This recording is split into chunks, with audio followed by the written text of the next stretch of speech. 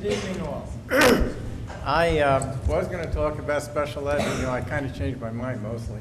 Because I look here, and these people remind me of angry special ed parents. Now, the reason they remind me of angry special ed parents is because they're getting treated like special ed parents. 5.5 years ago, I remember the first time I talked to you guys about SPED. Some of you have changed.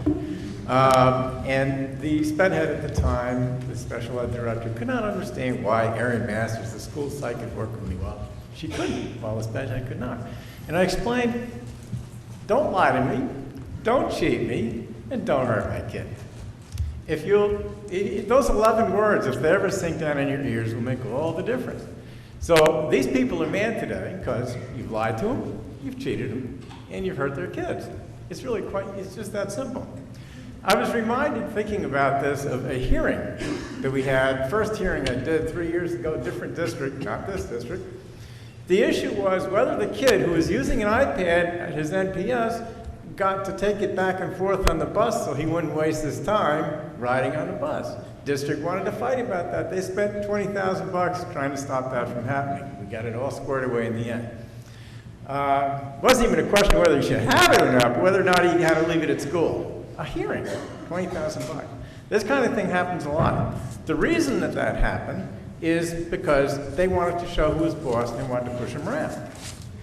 Now, being an audit person, I'm going to give you a brief lesson on social skills.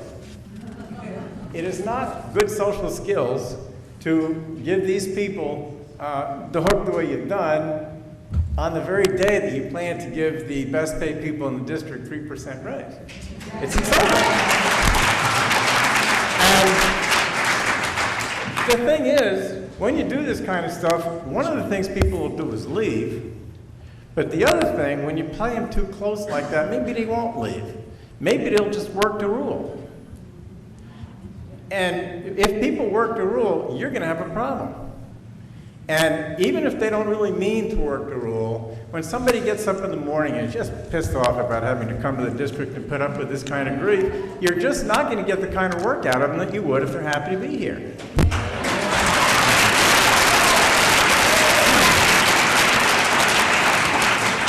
So, since I got a few seconds left, I want to congratulate Stephanie Lewis on acting like a student representative.